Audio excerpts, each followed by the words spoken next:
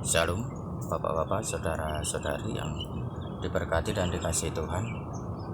Saya akan membahas tentang Matius 5 ayat 20, bahwa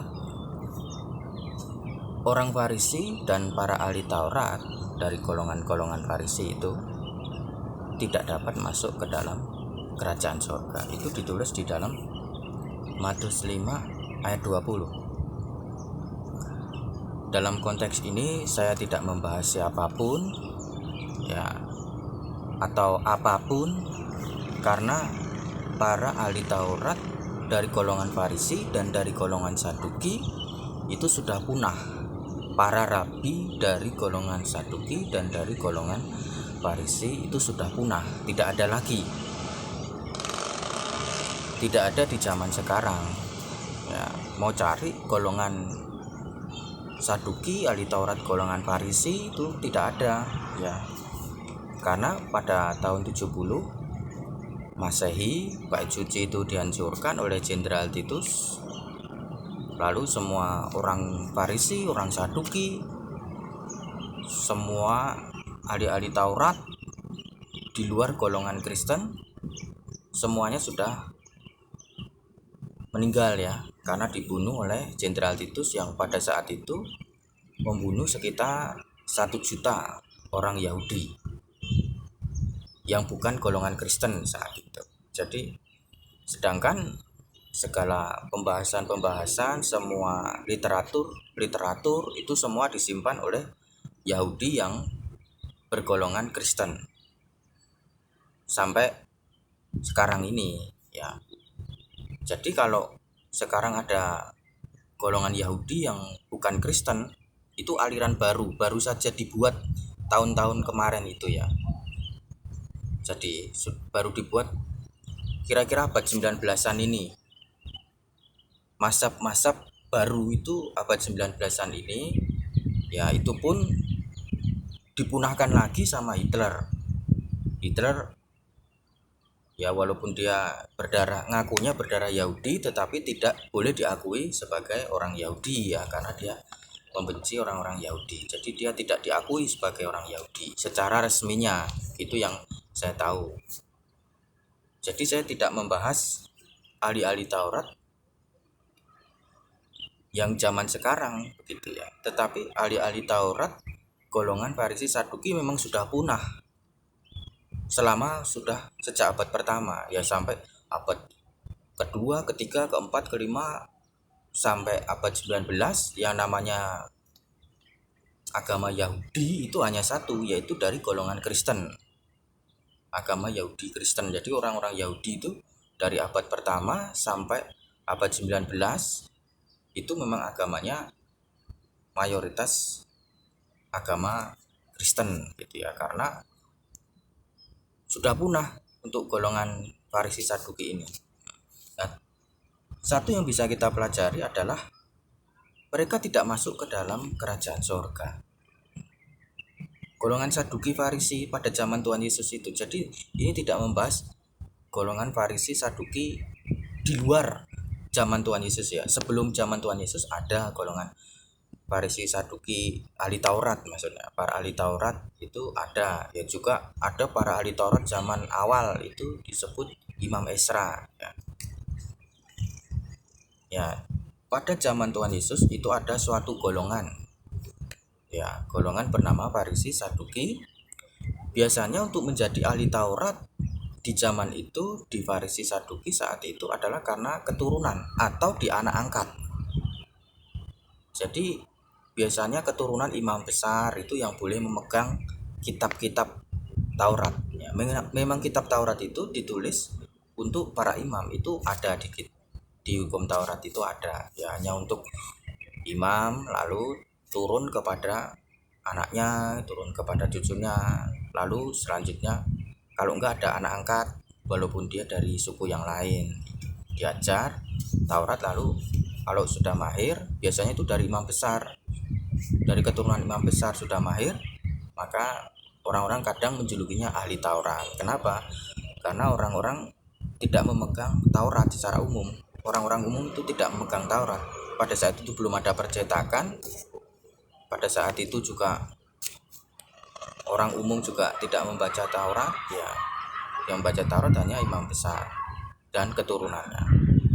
Bapak Ibu saudara-saudari yang diberkati dan dikasihi Tuhan, dosa mereka adalah satu di dalam kekristenan. Kenapa mereka, para ahli Taurat, orang Farisi, orang Saduki, tidak masuk ke dalam kerajaan surga? Dosa mereka yang paling besar, yang paling utama yang membuat mereka tidak dapat masuk ke dalam kerajaan surga adalah mereka membenci Tuhan Yesus, benci kepada Mesias, benci kepada Tuhan, gitu ya. Jadi mereka lah yang mendalangi penyaliban Tuhan Yesus, mereka lah yang punya rencana penyaliban Tuhan Yesus, mereka juga yang melakukan penyaliban Tuhan Yesus, dan mereka itu yang menyerahkan kepada Pilatus sampai selesai, bahkan selesai di atas kayu salib pun masih mengejek Tuhan Yesus, ya. Tapi Tuhan Yesus bangkit, gitu ya. Mereka mengejek, salah satu ejekannya, jikalau engkau Tuhan turun dari salib, bangkitlah dari kematian atau itu. Jadi masih mengejek. Memang Tuhan Yesus bangkit dari antara orang mati, ya. Jadi Tuhan Yesus tidak mati seterusnya, hanya 3 hari bangkit gitu. Tuhan Yesus itu identik dengan kebangkitan. Ya, Tuhan Yesus terhitungnya sebetulnya kalau mau disebut tidak mati, ya dia tidak mati seterusnya, tapi dia bangkit. Bapak Ibu, saudara-saudari yang diberkati dan dikasihi Tuhan. Jadi di dalam Matius 23 ayat 2 itu dikatakan bahwa mereka, orang Farisi, orang Saduki itu menduduki kursi Musa. Ya, tetapi jangan turuti tingkah laku mereka, turuti ajaran mereka yang berasal dari kitab suci, tetapi jangan turuti tingkah laku mereka, karena mereka mengajarkan tetapi tidak melakukan. Jadi ini tidak membahas para ahli Taurat dari golongan Kristen, ya, tetapi ini adalah para ahli Taurat dari golongan Saduki dan Farisi, yaitu orang-orang yang membenci Tuhan Yesus, bukan yang ahli Taurat yang mengasihi Tuhan Yesus. Mereka hanya memiliki jabatan, tetapi mereka tidak memiliki kompetensi dan kemampuan di bidang Taurat. Para ahli Taurat dari golongan Saduki dan Farisi itu hanya nama, itu hanya jabatan karena keturunan imam besar, dan mereka memiliki kitab itu dari keturunan, dari orang tua, dari kakek. Tetapi di dalam kehidupannya mereka tidak melakukan dan tidak mempercayai kitab suci mereka sendiri. Golongan ahli Taurat Saduki dan Farisi, ya, itu tidak memiliki kompetensi di dalam Taurat Tuhan atau kitab suci perjanjian lama. Contohnya, ya, mereka tidak percaya kebangkitan orang mati. Mereka tidak percaya adanya malaikat. Ya, padahal hukum Taurat mencatat bahwa ketika bangsa Israel keluar dari Mesir, lalu mereka menuju Kanaan, mereka dipimpin oleh para malaikat, dipimpin oleh malaikat Tuhan. Itu ada di kitab Taurat.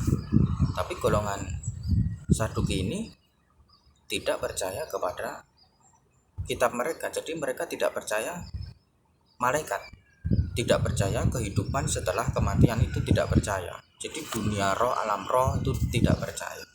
Percayanya ya hanya materi, duit, punya jabatan, dihormati, semua orang menyegani, begitu saja. Minta dihormati, minta dihargai, itu saja di dunia. Jadi pikirannya di dunia saja. Mereka tidak berkompetensi di dalam Taurat Tuhan yang sebenarnya, ya. Jadi golongan itu memang golongan yang benar-benar ambruk secara moral, secara spiritual pada zaman Tuhan Yesus, ya. Secara umum, ya, mereka mengalami keambrukan. Nah, Tuhan Yesus menegur mereka, ya, supaya mereka mengasihi Mesias. Mereka tidak percaya Mesias, padahal para ahli-ahli kitab sebelumnya mengajarkan bahwa Tuhan akan turun menjadi manusia, yaitu Mesias. Mesias akan datang, Yesus Kristus di Bethlehem, gitu. Dia akan membebaskan umatnya dari dosa mereka, ya. Tetapi dari golongan Saduki Farisi tidak mau mengakui Mesias, gitu. Mengakui Mesias juga belum datang dan tidak pernah datang. Maunya yang jadi Mesias mereka sendiri, ya, tidak ada Mesias, gitu. Maunya mereka yang jadi Mesias, yang jadi Tuhan, ya, tidak mau mengakui Tuhan yang jadi manusia, maunya mereka yang jadi Tuhan. Bapak Ibu saudara-saudari yang diberkati dan dikasihi Tuhan.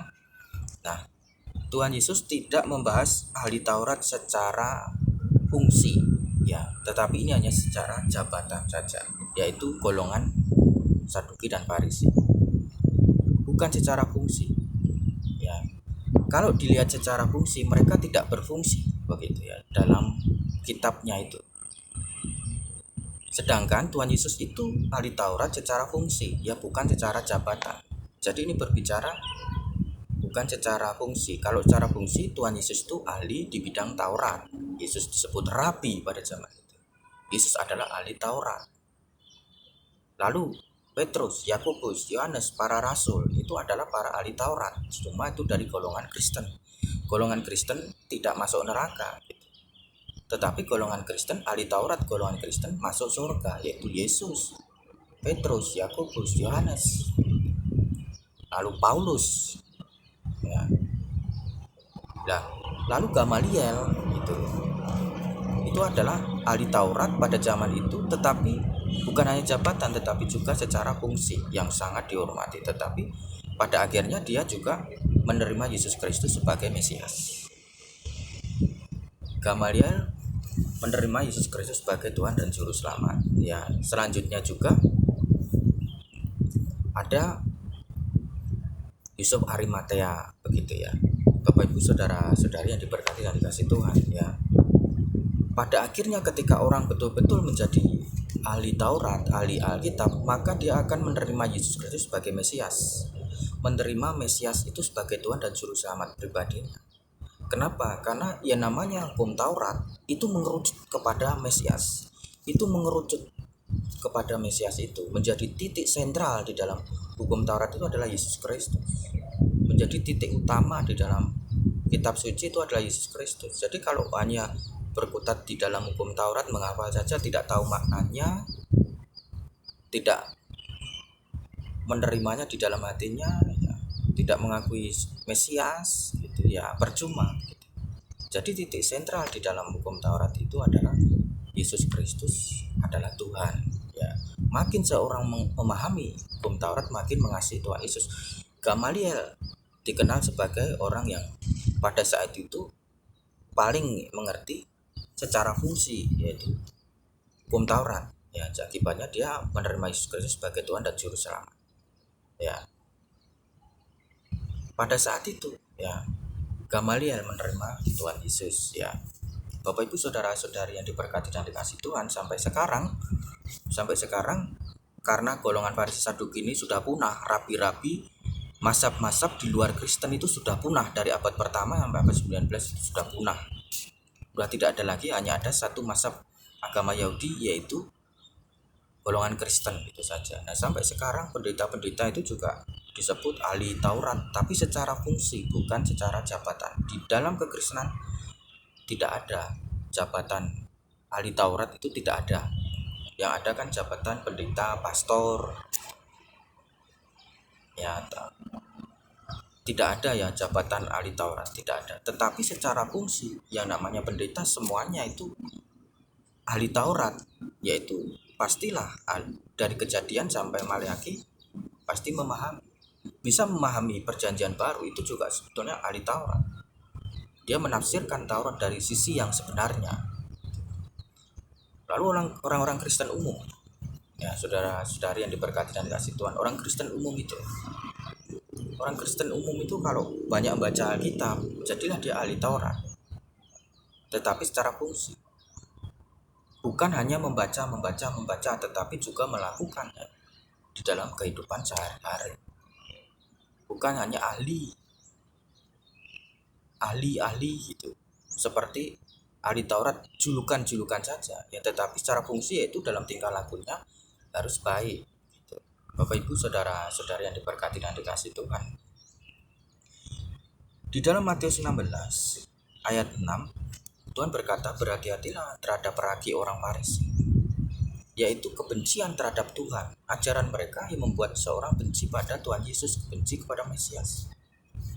Tidak butuh pengajaran-pengajaran dari luar Tuhan Yesus, ya. Apalagi zaman sekarang ini, kalau Kristen itu tidak butuh ajaran-ajaran di luar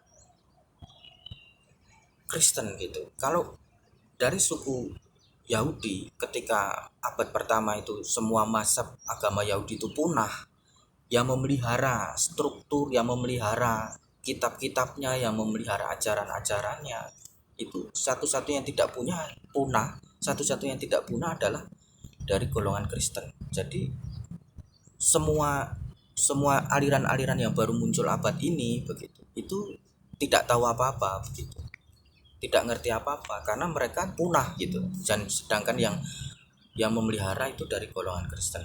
Golongan Kristen yang memelihara sampai abad pertama, kedua, ketiga, ya semua kitab-kitab Kristen itu tersimpan di Katolik Roma, ya tersimpan di gereja-gereja, perpustakaan gereja-gereja Ortodoks, ya. Jadi mereka yang mempelajari, kita tidak butuh ajaran dari di luar Kristen, di luar Tuhan gitu ya.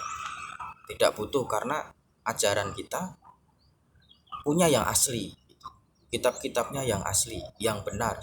Sementara yang lain itu sudah punah gitu. Sudah tidak ada lagi Farisi, Saduki zaman sekarang. Mau ngomongin orang Farisi, orang Saduki itu nggak ada. Zaman sekarang udah punah. Udah tidak ada, mau cari di mana-mana sudah tidak ada. Nah, lalu pada zaman Hitler itu ya, itu mau muncul aliran-aliran baru, mazhab-mazhab yang baru dari agama Yahudi. Tapi mereka punah juga begitu. Dipunahkan oleh Hitler, orang Yahudi, tapi orang Yahudi yang tidak diakui keyahudiannya, ya Hitler itu. Bapak Ibu saudara-saudari yang diberkati dan dikasihi Tuhan, 1 Yohanes 2 ayat 27. Di dalam diri kita itu ada pengurapan. Jadi kita tidak perlu diajar oleh orang lain, tetapi kita perlu belajar dari Roh Kudus sendiri. Ya, Roh Kudus sendiri, makin kita mendalami Alkitab, makin kita ahli di dalam Taurat, itu justru makin mengasihi Tuhan Yesus. Itu makin menyayangi Tuhan Yesus, makin menyembah Tuhan Yesus. Akibatnya tidak masuk neraka, malah masuk surga gitu. Karena Yesus itulah yang memegang kunci kehidupan. Ya, jadi ahli Taurat ya secara fungsi dari golongan Kristen dari zaman manapun itu tidak masuk neraka. Ya, semuanya masuk surga karena mereka percaya kepada Yesus Kristus Mesias yang memegang kunci kerajaan surga. Bapak Ibu saudara-saudara yang diberkati dan dikasihi Tuhan, Tuhan Yesus memberkati.